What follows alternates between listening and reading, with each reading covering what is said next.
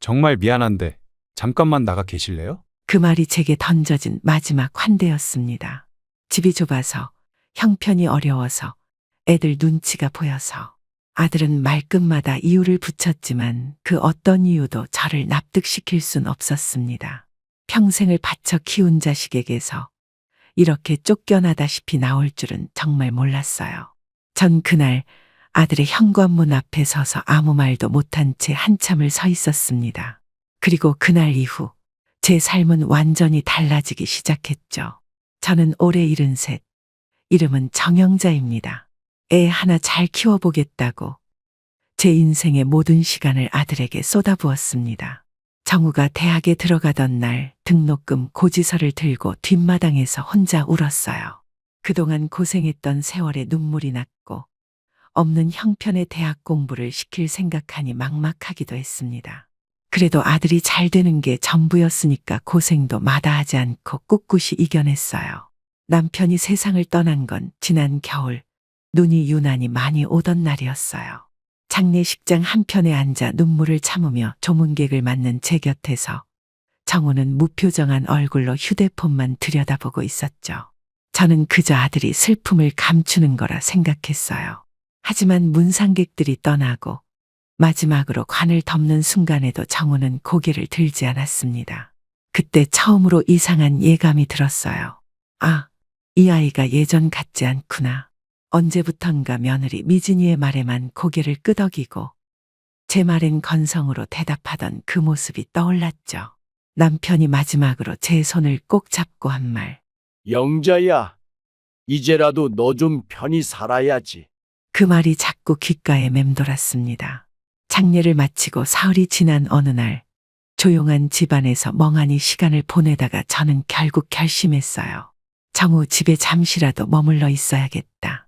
남편의 유품을 정리하고 나니 남편 치료비를 대느라 곧 팔아야 하는 집에 혼자 남아있는 게 도무지 견딜 수가 없었거든요. 버스를 타고 아들의 아파트에 도착했을 때는 저녁이 가까워질 무렵이었어요.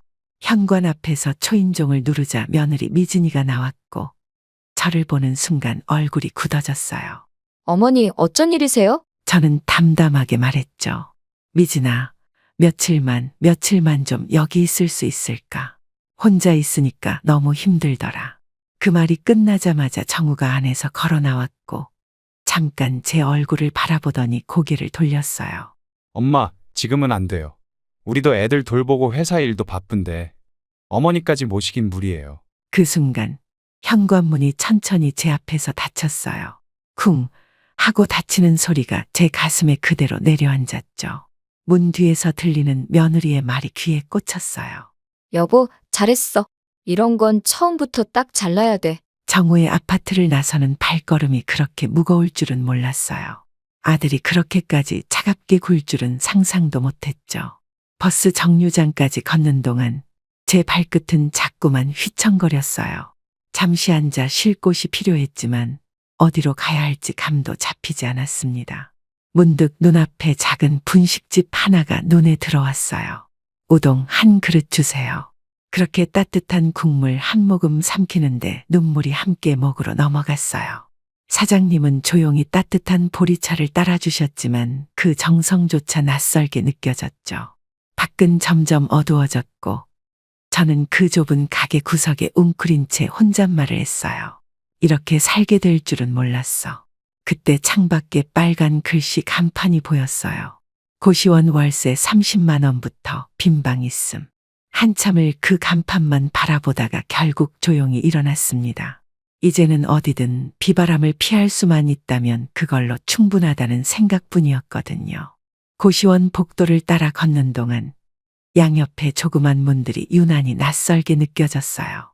여기가 비어 있어요. 창문도 있고 화장실도 가깝고요. 관리인 아저씨의 설명이 들리긴 했지만 마음은 온통 딴 데 가 있었죠. 문을 열자 고작 세 걸음이면 벽에 닿는 작은 방. 우리 집 화장실보다도 좁았지만 지금 제게는 그마저도 감사한 공간이었어요. 작은 캐리어 하나와 보따리 하나. 평생의 짐이라기엔 너무도 소박한 이삿짐을 바닥에 내려놓고 침대에 털썩 앉았어요. 창문 밖은 벌써 어두웠고 빗소리는 여전히 조용히 내리고 있었죠. 이게 내 현실인가? 혼잣말이 새어나왔고 그 말 끝에 울컥 치밀어 오르는 감정을 꾹 눌렀어요. 남편이 떠난 이후 이렇게까지 허무한 밤은 처음이었습니다. 하지만 눈물을 닦고 나서 문득 이런 생각이 들었어요. 그래, 여기서 다시 시작하자. 아무도 의지할 수 없다면 나라도 날 지켜야지. 그렇게 저는 낯선 고시원의 천장을 올려다보며 새로이 다짐했어요. 오늘 이 방에서 처음 맞는 밤. 그 밤이 내 인생의 마지막이 아니라 새로운 시작이 되기를 바라면서요. 벽 너머에서 들리는 기침 소리, 가끔 울리는 전화통화 소리, 그리고 좁은 복도를 오가는 발소리. 모든 것이 낯설었지만 그 가운데 유난히 따뜻한 목소리가 들렸어요. 어머님, 저 라면 끓이는데 같이 드실래요? 문 밖에서 들려온 청년의 말에 잠시 멈칫했죠. 혼자 먹기 많아서요. 그 말 한마디에 마음 한구석이 물컥해졌어요. 아들의 집 앞에서 문전박대를 당했던 그날 밥 한 끼도 제대로 못 먹고 울다 잠든 제가 떠올랐거든요. 고마워요. 그럼 한 젓가락만. 민준이라는 이름의 청년은 방 안으로 저를 안내했어요. 좁은 책상 위에는 라면 2그릇과 단무지 그리고 종이컵에 따른 보리차가 놓여 있었죠. 저 여기서 자취하면서 야간대 다녀요. 법학과예요. 그 말에 놀랐어요. 말투는 어리지만 눈빛은 묵직했고 말하는 태도에서 따뜻함이 묻어났어요. 할머니, 얼굴이 많이 지쳐 보이세요. 무슨 일 있으셨어요? 그 순간 꾹 참고 있던 눈물이 쏟아질 것 같았어요. 하지만 꾹 참았죠. 아직은 꺼내지 못할 이야기들이니까요. 그저 조용히 웃으며 라면 한 젓가락을 들어 올렸어요. 이 작은 방 안, 누군가와 나누는 따뜻한 국물. 그게 이렇게 큰 위로가 될 줄은 몰랐죠. 그리고 그때 저는 아직 이 세상에 남아있는 괜찮은 사람들이 있다는 걸 민준을 통해 다시 믿게 되었어요. 어머님, 혹시 제가 도움이 될 수 있는 일이 있을까요? 민준이 조심스럽게 물었어요. 말을 꺼내기까지 오랜 시간이 걸렸지만 결국 저는 입을 열었죠. 사실은 아들이 남편이 남긴 돈을 몰래 가져갔어요. 심지어 남편이 돌아가시고 보험금 수령자 이름까지 제 허락 없이 바꿔놨더라고요. 제 이야기를 들은 민준의 표정은 단숨에 굳어졌어요. 그게 사실이라면 어머님, 이건 단순한 가족 간의 오해가 아니에요. 명백한 범죄예요. 처음엔 그런 말이 무섭게 들렸어요. 내 아들이, 내 가족이 범죄자라니. 하지만 그 말은 한편으로 제가 그동안 외면하고 있었던 진실을 꺼내는 순간이기도 했어요. 은행도 갔었고 보험사도 찾아갔죠. 도장도 서명도 다 위조였어요. 말하는 내내 손이 떨렸고 눈물이 흘렀지만 민주는 한마디도 자르지 않고 다 들어줬어요. 어머님, 제가 법을 전공하고 있어요. 사문서 위조, 사기, 재산권 침해 다 해당됩니다. 처음 듣는 법률 용어들이 낯설고 어렵게 느껴졌지만 민준의 눈빛은 단호하고 믿을만 했어요. 그냥 참으려고 했어요. 가족이니까. 그런데 점점 이게 저만의 일이 아닌 것 같다는 생각이 들더라고요. 그때 민준이 고개를 끄덕이며 말했어요. 네, 어머님. 맞아요. 이건 이제 어머님의 권리를 지키는 일이고 어른으로서 더는 침묵하지 않는 일이에요. 그 말에 저는 마음속 어딘가 깊은 곳에서 울림을 느꼈어요. 이제는 침묵 대신 목소리를 낼 때가 되었구나. 그 밤 저는 혼잣말로 이렇게 말했어요. 그래, 나도 더는 도망치지 않을 거야. 다음 날 아침 저는 민준이와 함께 동네 구청을 찾았어요. 처음에는 단순히 집 소유권 등기를 확인하려는 마음이었죠. 남편이 남긴 집이라도 병원비 때문에 언젠가는 정리해야 할 거라 생각했거든요. 하지만 민준이 받아온 등기부등본을 본 순간 제 손에서 서류가 바닥에 툭 떨어졌어요.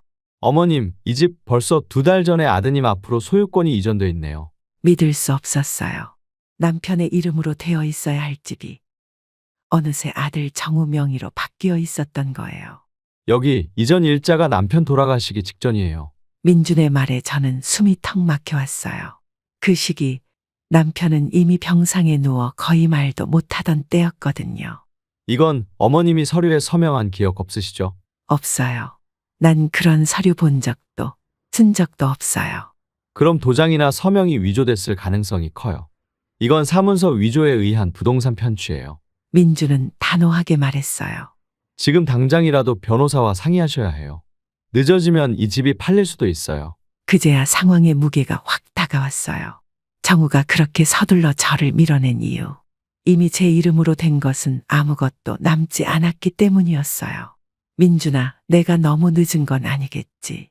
아니요. 지금이라도 시작하시면 됩니다. 아직 늦지 않았어요. 그 말이 제게는 용기였어요. 혼자였다면 절대 꺼내지 못했을 목소리를 이제는 누군가와 함께 낼 수 있게 되었어요. 그리고 그 첫걸음은 바로 변호사를 만나는 일이었죠. 민준이의 도움으로 예약한 법률사무소는 생각보다 소박하고 조용했어요. 문을 열자 향긋한 차 향이 퍼졌고 젊은 여성 비서가 저를 반갑게 맞아주었죠. 김순자 어머님 맞으시죠? 변호사님 곧 모셔오겠습니다. 잠시 후 40대 초반쯤으로 보이는 단정한 남성 변호사가 들어왔어요. 안녕하세요. 전 박성재 변호사입니다. 앉으시죠. 그의 눈빛은 따뜻하면서도 단호했고 제 이야기를 끝까지 경청해 주었어요. 남편의 죽음, 아들의 외면, 그리고 은행과 보험에서 겪은 일들까지 차분히 풀어놓았죠. 말을 마쳤을 땐 제 두 손이 꽉 쥐어져 있었고 어깨는 굳어 있었어요. 하지만 박 변호사는 조용히 말했어요. 어머님, 이건 단순한 가족 간의 오해 수준이 아닙니다. 사문서 위조, 사기, 횡령. 적어도 3가지 법적 문제를 확인할 수 있어요. 저는 숨을 들이켰어요. 막연히 잘못된 일이라 생각했던 것들이 이렇게 하나하나 이름을 가진 범죄였다는 사실이 무서우면서도 슬펐어요.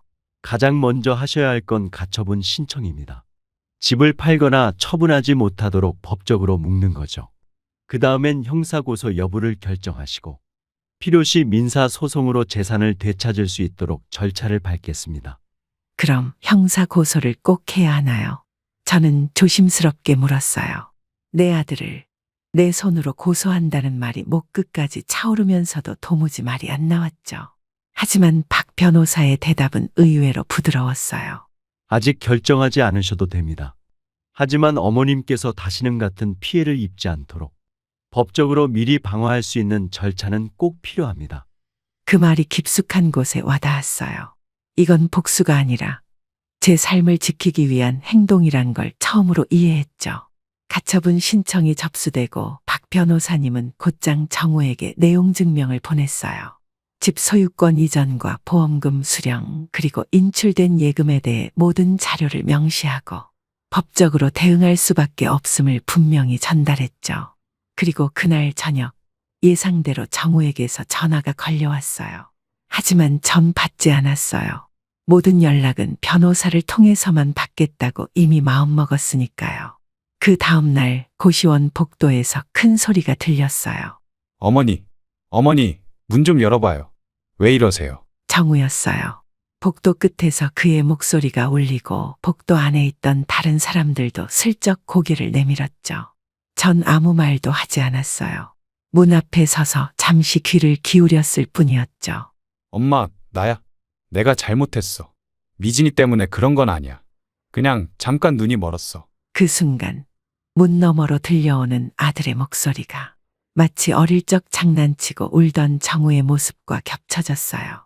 하지만 바로 그 다음 말이 저를 다시 단단하게 만들었어요. 근데 엄마, 지금 이거 법으로 가면 다 망가지는 거야. 나도, 미진이도, 애들도. 우리 가족이 끝장나는 거라고. 결국 협박이었어요. 그 말을 들은 순간 문을 열고 싶던 마음도 울컥 올라오던 미련도 모두 그 자리에서 사라졌어요. 뒤에서 민준이가 다가왔어요. 정우 씨, 지금 이러시면 안 됩니다. 더 이상 어머님을 괴롭히지 마세요. 정우는 저를 부르며 몇 번 더 애원했지만 끝내 복도를 걸어 나갔어요. 그날 밤 저는 처음으로 확신했어요. 이건 마음의 싸움이 아니라 인생을 지키는 싸움이라는 걸요. 다음 날 오전 박미영 씨가 다시 고시원으로 찾아왔어요. 손엔 두툼한 봉투가 들려 있었고 얼굴은 어느 때보다도 진지했죠. 순자님, 변호사님께서 이 서류들 보내주셨어요. 정우 씨에 대한 법적 대응을 준비하면서 과거 금융거래 기록과 부동산 관련 자료를 다시 정리하셨대요. 봉투 안에는 정우가 남편 병원비를 명목으로 대출받은 내역, 그리고 제가 모르는 또 다른 계좌에서 빠져나간 돈의 증거가 담겨 있었어요. 그 계좌는 바로 제 이름으로 된 통장이었죠. 이건 난 한 번도 본 적이 없는 통장이에요. 손이 떨려왔어요. 남편이 남긴 유산 말고도 정우는 제 이름을 도용해 대출을 받고 돈을 빼갔던 거였죠. 그리고 대출금은 아직 갚지 않고 있었어요. 지금까지 알고 계셨던 것보다 훨씬 심각한 상황일 수 있어요. 순자님, 박미영 씨의 말이 마치 얼음처럼 가슴을 눌렀어요. 하지만 더 이상 눈물은 나지 않았어요. 이젠 울 시간도 아까웠어요. 그날 오후 저는 민준이와 함께 변호사 사무실을 다시 찾아갔고 우리는 본격적인 민사소송과 형사고발을 병행하기로 결정했어요. 이제부터는 순자님의 싸움이 아닙니다. 우리 모두 함께하는 싸움입니다. 변호사의 그 말이 그렇게 든든할 수가 없었어요. 그제서야 저는 처음으로 진짜 숨을 쉴 수 있었어요. 이제 다시는 빼앗기지 않을 거예요. 제 삶도, 제 자존심도. 소장이 접수되고 며칠 후 변호사님께서 전화를 주셨어요. 순자님, 정우 씨 부부가 따로따로 연락을 해왔습니다. 각자 서로가 모든 일을 주도했다고 주장하더군요. 순간 어이가 없었어요. 부부였던 두 사람이 이제는 서로를 향해 비난을 쏟고 있었다는 거예요. 며느리는 이렇게 말했답니다.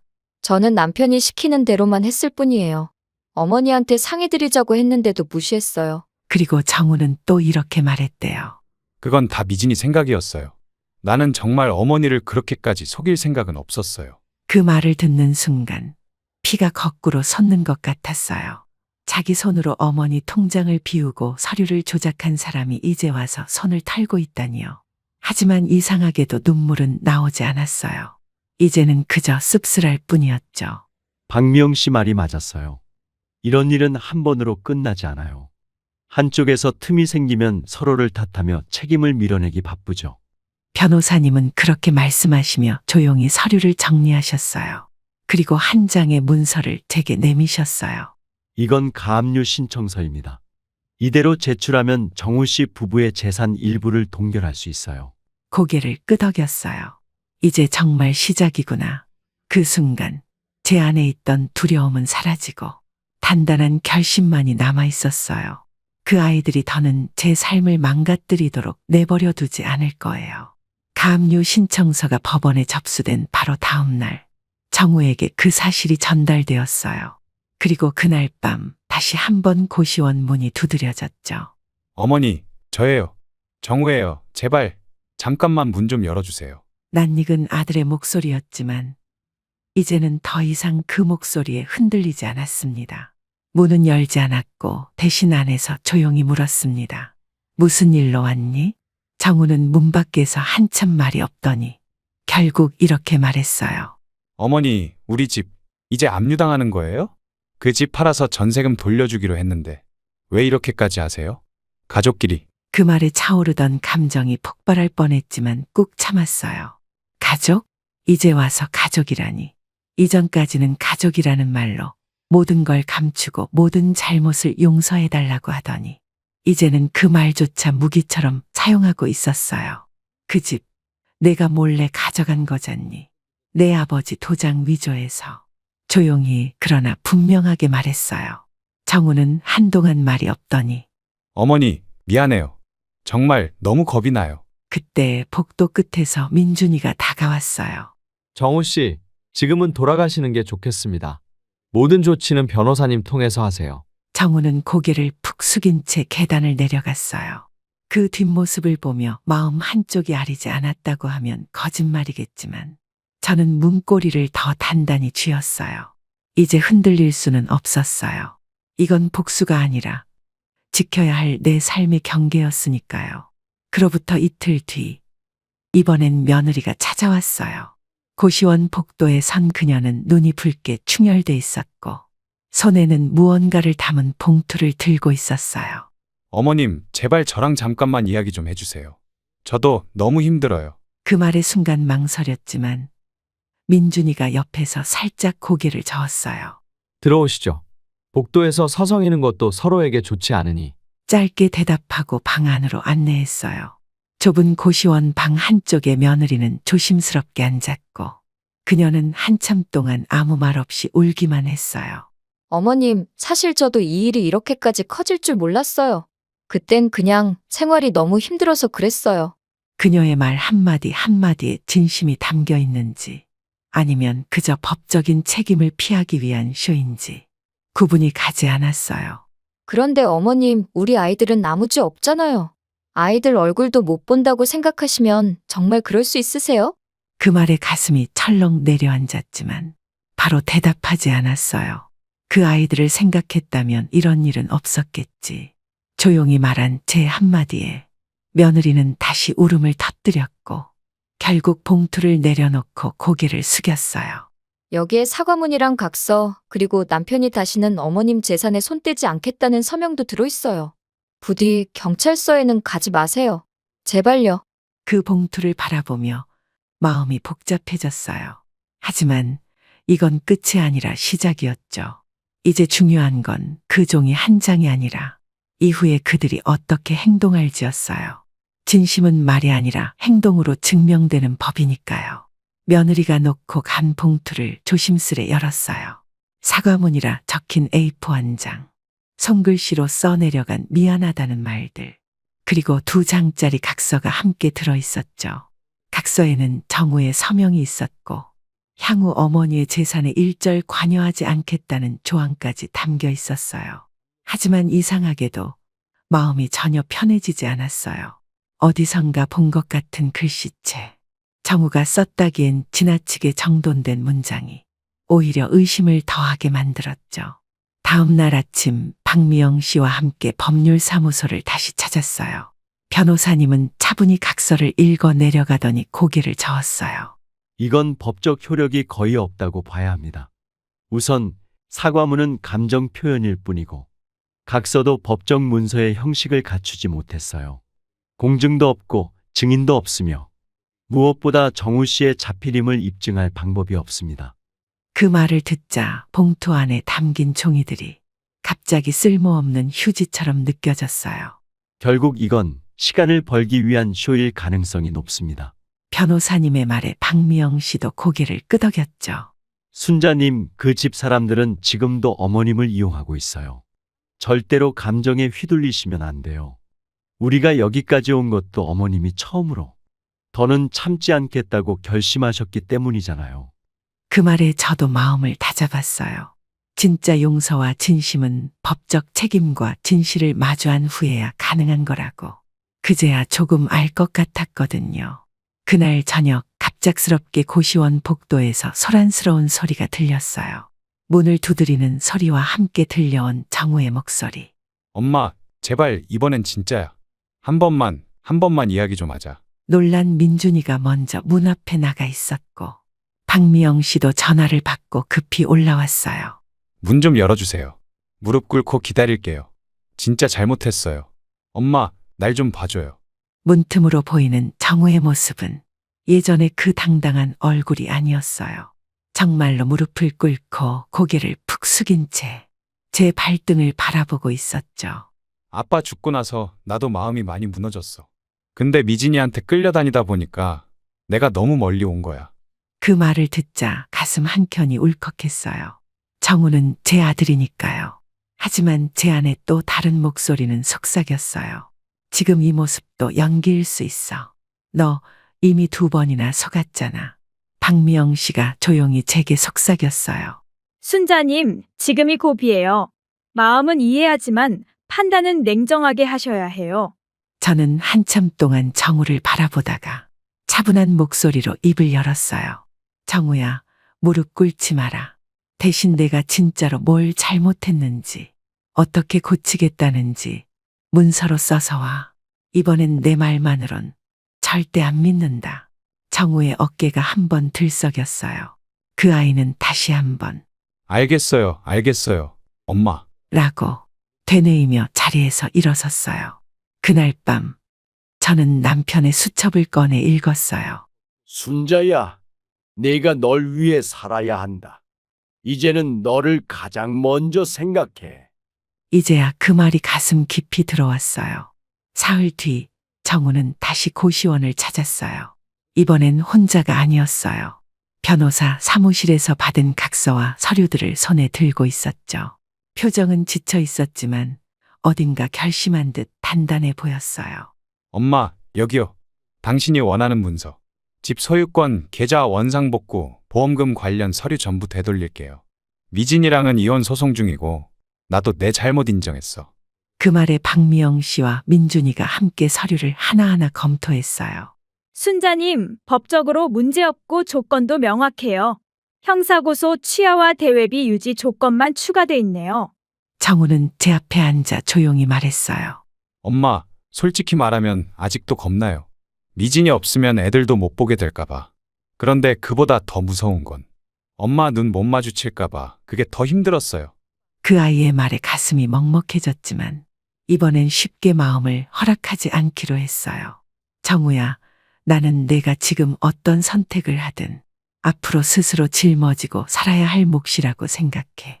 엄마한테 사과하고 싶으면 말이 아니라 삶으로 보여줘. 정우는 조용히 고개를 끄덕이며 엄마, 앞으로 매주 한번 밥 같이 먹어요. 아니, 어릴 적에 먹던 김치찌개 제가 끓일게요. 그렇게라도 용서를 구할 기회를 주세요. 그 순간 민준이와 박미영 씨가 서로 눈빛을 주고받았어요. 작은 희망의 실마리가 피어나는 듯한 공기였죠. 그날 밤 고시원 창밖으로 조용히 봄비가 내리고 있었어요. 이제는 그 비가 더 이상 쓸쓸하지 않았어요. 오히려 깨끗이 씻겨내려가는 마음 같았죠. 이사를 마친 날, 순자는 낡은 캐리어를 조심스럽게 끌며 작은 원룸에 들어섰어요. 전세 계약서와 등기부등본을 손에 꼭 쥔 채 그녀는 한참 동안 방 안을 둘러보았죠. 햇빛이 잘 드는 창문, 벽에 걸린 작은 시계, 그리고 민준이가 선물해준 커튼. 모든 것이 새롭고 모든 것이 고요했어요. 하지만 이번엔 그 고요함이 외롭지 않았어요. 창밖으로는 박미영 씨가 일하는 사무실 간판이 보였고 미용실 앞에는 할머니들이 모여 수다를 떨고 있었죠.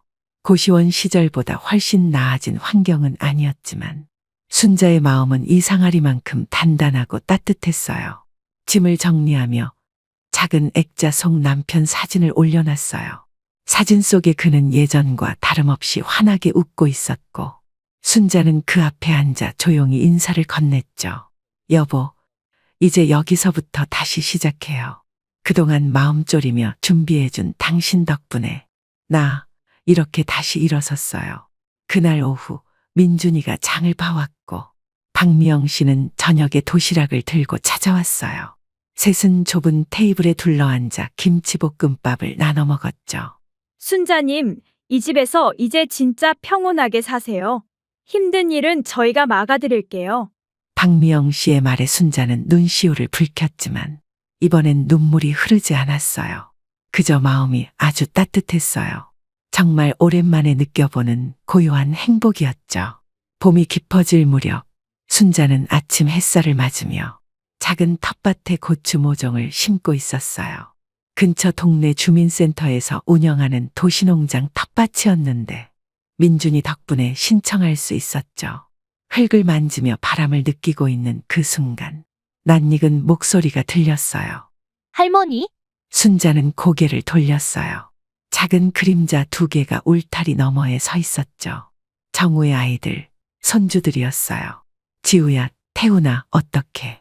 말을 잇기도 전에 아이들이 울먹이며 달려와 순자의 품에 안겼어요. 아이들의 체온이 그 작은 팔들이 그녀의 굳은 마음을 녹여내듯 따뜻했어요. 할머니, 미안해요. 아빠가 우리 보고 싶으면 여기 와도 된대요. 지우가 조심스럽게 말하자 태훈이는 가방에서 작은 편지를 꺼내 건넸죠. 이거 아빠가 쓰신 거예요. 순자는 손을 떨며 편지를 펼쳤어요. 글씨는 정우의 것이 분명했어요. 엄마, 이제야 조금은 알 것 같아요. 내가 잃은 것들이 얼마나 소중했는지. 어머님이 내 곁에 있었을 때 나는 왜 그걸 몰랐을까요? 지금은 늦었지만 그래도 아이들만큼은 엄마의 따뜻함을 잊지 않게 해주고 싶어요. 혹시 괜찮다면 아이들이 가끔씩이라도 엄마를 찾아갈 수 있게 해주세요. 저는 그게 제가 지금 할 수 있는 최선이라고 생각해요. 편지를 덮으며 순자는 아이들을 바라봤어요. 아이들의 눈에는 그리움과 망설임 그리고 따뜻함이 가득했어요. 그래, 그럼 오늘은 할머니가 김치전 해줄까?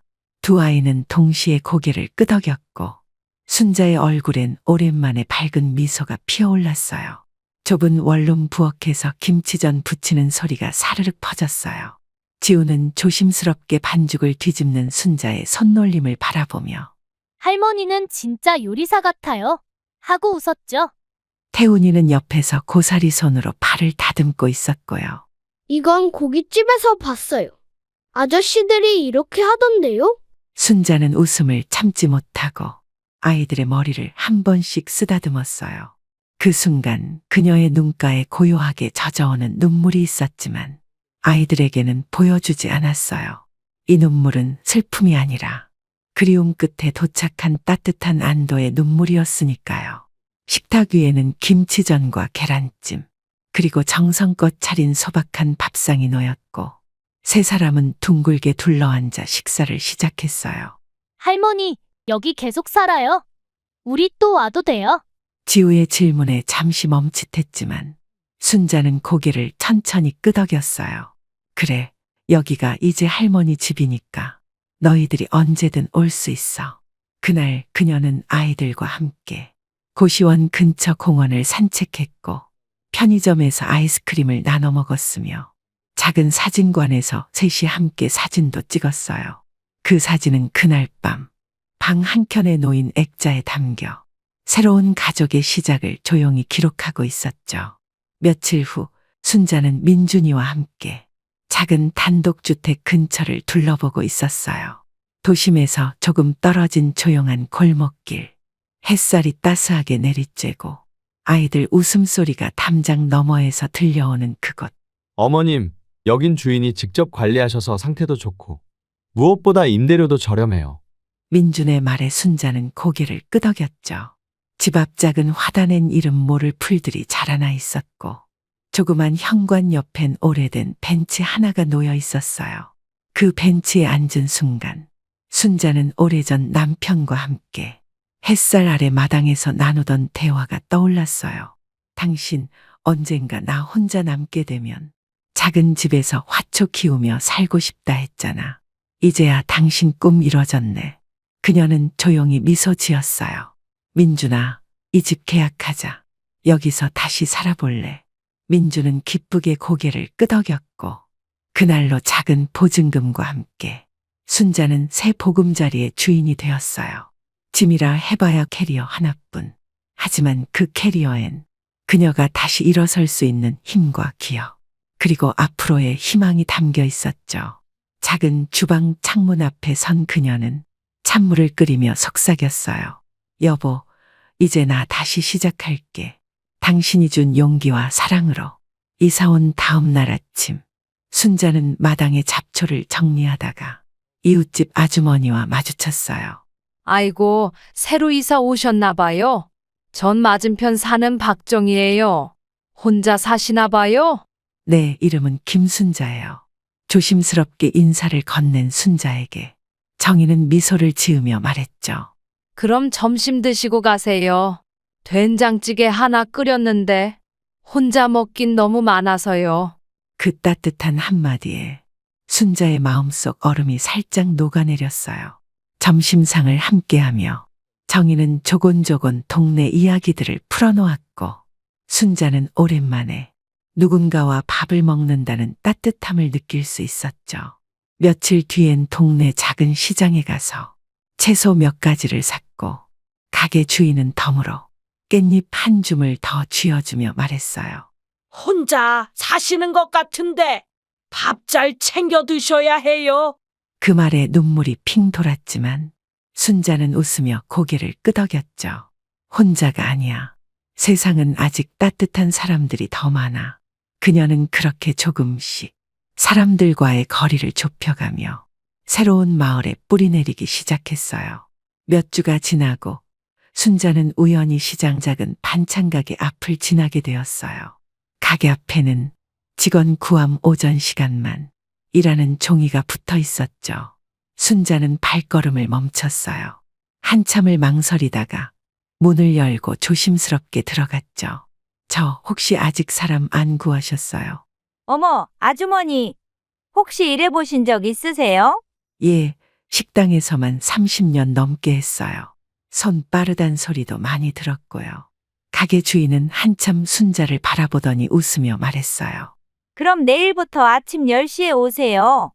반찬 손질만 도와주시면 돼요. 그 말에 순자의 마음이 벅차올랐어요. 이제 다시 누군가에게 필요한 사람이 될 수 있다는 사실만으로도 가슴이 두근거렸죠. 다음 날부터 순자는 정갈한 앞치마를 두르고 시장 가게에서 일을 시작했어요. 무, 당근, 고추를 다듬고 김치 재료를 썰고 손님이 오면 직접 반찬을 포장해 건넸죠. 어머, 이 나물 참 맛있네요. 직접 하신 거예요? 네, 아주머니.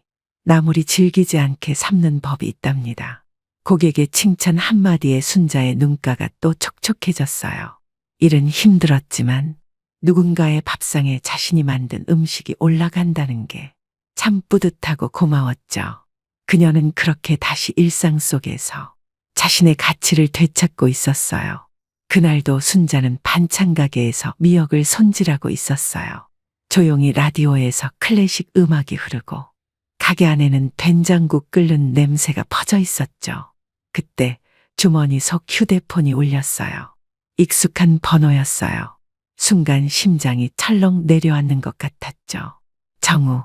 순자는 한참을 망설이다가 통화를 눌렀어요. 엄마. 아들의 목소리는 한없이 조심스러웠어요. 엄마, 나 한 번만 얼굴 좀 보면 안 될까? 순자의 손에 들린 칼이 살짝 흔들렸어요. 지금은 바쁘다. 나중에 다시 연락해라. 짧게 말하고 전화를 끊었어요. 가게 사장님이 조용히 물었어요. 괜찮으세요, 아주머니? 순자는 고개를 끄덕였지만 그날 하루 종일 손에 힘이 들어가지 않았어요. 퇴근길, 시장 입구에선 겨울을 알리는 바람이 불고 있었고 순자는 어쩐지 오래된 나무처럼 흔들리고 있었죠. 하지만 마음속에서는 또다시 어느새 자란 미련이 싹을 틔우고 있었어요. 아들이 왜 지금 연락을 했을까? 혹시 진심으로 사과하려는 걸까? 돌아오는 길, 순자는 하늘을 올려다봤어요. 여보, 난 또 흔들리고 있어. 며칠 뒤, 순자는 박미영 씨와 함께 구청에 볼일을 보고 돌아오던 길이었어요. 집 앞에 익숙한 차가 세워져 있었죠. 은색 승용차, 정우의 차였어요. 문 앞에서 기다리던 정우는 순자를 보자 급히 다가와 무릎을 꿇듯 고개를 숙였어요. 엄마, 미안해. 나 정말 너무 큰 실수였어. 순자는 아무 말 없이 서 있었어요. 정우는 울먹이며 말을 이어갔어요. 그땐 너무 힘들었어. 애들 교육비에, 집 대출에. 나도 몰랐어. 이게 얼마나 큰 죄인지. 그 순간 순자의 가슴 속에 오랜 시간 쌓여있던 분노와 서운함 그리고 그리움이 한꺼번에 올라왔어요. 하지만 그녀는 단단히 다짐했죠. 정우야, 그만해. 지금 이 눈물로 지난 일 다 덮을 수 있다고 생각하지 마. 정우는 울며 말했어요. 엄마, 나 정말 잘못했어. 다 돌려줄게. 집도, 돈도, 보험금도 다 돌려줄게. 대신 엄마 고소만은 취하해줘. 부탁이야. 우리 애들까지 망치고 싶지 않아. 순자는 그 말을 듣고 잠시 고개를 떨궜어요. 너 지금도 너만 걱정하는구나. 내가 그날 내 집 앞에서 얼마나 서러웠는지 넌 아직도 모르지. 박미영 씨가 다가와 조용히 속삭였어요. 순자님, 결정은 본인이 하셔야 해요. 하지만 어떤 선택이든 저희는 곁에 있을게요. 순자는 정우를 바라보며 말했어요. 시간 좀 줄여. 생각할 시간이 필요해. 그리고 문을 열고 천천히 걸어 들어갔어요. 문이 닫히는 순간 순자는 조용히 눈을 감았어요. 여보, 당신이라면 어떻게 했을까? 그날 밤 순자는 쉽게 잠들 수 없었어요. 좁은 방 안에 홀로 앉아 남편의 수첩을 다시 꺼내 들었죠. 그가 남긴 글씨 하나하나를 손가락으로 더듬으며 중얼거렸어요. 여보, 나 아직도 이 아이가 밉지가 않아. 그런데 너무 아파. 내가 어떻게 해야 할까? 창밖에서는 가을비가 조용히 내리고 있었어요. 비가 떨어지는 소리를 들으며 순자는 멍하니 천장을 바라봤어요. 그녀의 마음속에서는 두 개의 목소리가 싸우고 있었어요. 그래도 아들인데 용서해줘야 하지 않을까. 하지만 용서만 하다 보면 또다시 같은 일이 반복되지 않을까. 그때 문을 두드리는 소리가 났어요. 어머님, 저 민준이에요. 괜찮으시면 따뜻한 차 한 잔 드시겠어요? 문을 열자 민준이는 두 손에 머그컵을 들고 서 있었어요. 편의점에서 허브차를 하나 사왔어요. 오늘 같은 날엔 따뜻한 게 필요할 것 같아서요. 순자는 작게 웃으며 고개를 끄덕였어요. 둘은 작은 테이블에 마주 앉았죠. 민준이가 조심스럽게 말을 꺼냈어요. 저도 부모님과 많이 다퉈봤어요. 그런데 시간이 지나니까 알겠더라고요. 사랑이 없어서가 아니라 방법을 몰라서 그런 거였다는 걸요. 순자는 가만히 민준이를 바라봤어요. 그의 따뜻한 말투가 가슴에 잔잔한 파문을 일으켰죠. 그녀는 깊이 숨을 들이마시고 말했어요. 민준아, 나 정우를 용서하긴 할 거야. 하지만 그 용서엔 조건이 있어야겠어. 민준이는 고개를 끄덕였어요. 맞아요. 그게 진짜 어머님의 마음을 지키는 길이에요. 그리고 그날 밤 순자는 마침내 자신의 삶을 스스로 지키기로 결심했어요. 다음 날 아침 순자는 미용실 앞 벤치에 앉아 조용히 하늘을 바라보고 있었어요. 가을 하늘은 높고 맑았지만 그녀의 마음은 여전히 무거웠죠. 하지만 오늘은 결단을 내려야 하는 날이었어요. 정우와 단둘이 마주 앉아 인생에서 가장 어려운 말을 꺼내야 하니까요. 민준이의 도움으로 정우와 약속을 잡았고 조용한 카페 구석에 두 사람만이 마주 앉았죠. 정우는 어색하게 눈을 피하며 커피를 들었다 놨다 반복하고 있었어요. 정우야. 순자의 목소리는 차분했어요. 나는 내 엄마야. 그 사실은 앞으로도 변하지 않을 거야. 정우는 아무 말도 하지 못했어요. 순자는 잠시 숨을 고르고 이어 말했죠. 내가 한 일 난 다 봤어. 그리고 이해는 해. 너도 힘들었을 거고 미진이도 아이들도. 그래서 나 고소는 하지 않기로 했어. 정우의 고개가 순간적으로 들렸지만 순자의 다음 말이 그를 멈추게 했어요. 대신 조건이 있어. 내 이름으로 된 집, 그건 내 몫이야. 그 돈은 아빠랑 나 평생 모은 노후 자금이었어. 그건 돌려줘야 해. 정우는 입을 열었지만 엄마, 그건 또 조건을 달 생각이라면 그만둬. 이번엔 내가 나를 위해 사는 거야. 순자의 눈빛은 단호했고 정우는 아무 말 없이 고개를 숙였어요. 그리고 한 가지 더. 정우가 다시 고개를 들었을 때 순자는 마지막 말을 꺼냈죠. 앞으로 나를 필요할 때만 찾는 아들이 아니라 사람답게 진심으로 대하는 아들이었으면 해. 순자는 조용히 자리를 일어나며 말했다. 너의 선택에 따라 우리 사이가 다시 시작될 수도 있고 완전히 끝날 수도 있어. 그 말을 남기고 그녀는 다시 민준이가 기다리는 거리로 천천히 걸어 나왔어요. 뒤를 돌아보지 않았어요. 왜냐하면 이제는 자신을 위한 길을 가기로 했으니까요. 며칠 뒤 순자는 변호사 사무실을 다시 찾았어요. 정우로부터 연락은 오지 않았고 그건 곧 그의 선택을 의미했죠. 모든 절차는 저희가 마무리하겠습니다. 변호사는 확신에 찬 목소리로 말했어요. 앞으로 정우 씨와의 법적 분쟁은 없습니다. 집도 보험금도 통장도 전부 원상 복구됐습니다. 순자는 조용히 고개를 끄덕였어요. 그저 마음 한편이 조금 허전할 뿐이었죠. 하지만 그녀는 이 선택이 옳다는 걸 알고 있었어요. 자신을 위해 처음으로 내린 결정이니까요. 봄이 다가왔어요. 이사한 순자는 하루하루 새로운 삶에 적응해가고 있었죠. 창문을 열면 길 건너 행복 미용실에서 웃음소리가 들리고 민준이는 여전히 하루에 한 번은 들러 어머님, 저녁 뭐 드셨어요? 하고 물었어요. 박미영 씨는 어느 날 순자의 손을 꼭 잡고 말했죠. 순자님, 이제는 당신이 진짜 주인공이에요. 그동안 다른 사람을 위해 살아오셨잖아요. 이제는 당신만을 위한 시간이에요. 순자는 고개를 끄덕이며 대답했어요. 그래요. 나 이제부터는 진짜 나를 위해 살아볼게요. 며칠 후 순자는 남편의 사진 앞에 앉았어요. 손에 들고 있는 건 새로 만든 통장과 꽃무늬로 수놓아진 손수건 하나. 여보, 나 이제 괜찮아요. 나를 위한 집도 생겼고, 나를 생각해주는 사람들이 곁에 있어요.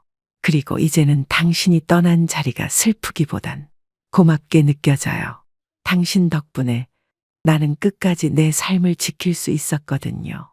창밖에는 벚꽃이 흩날리고 있었어요. 순자는 그 꽃잎을 바라보며 조용히 말했죠. 여보, 나 잘 살게요.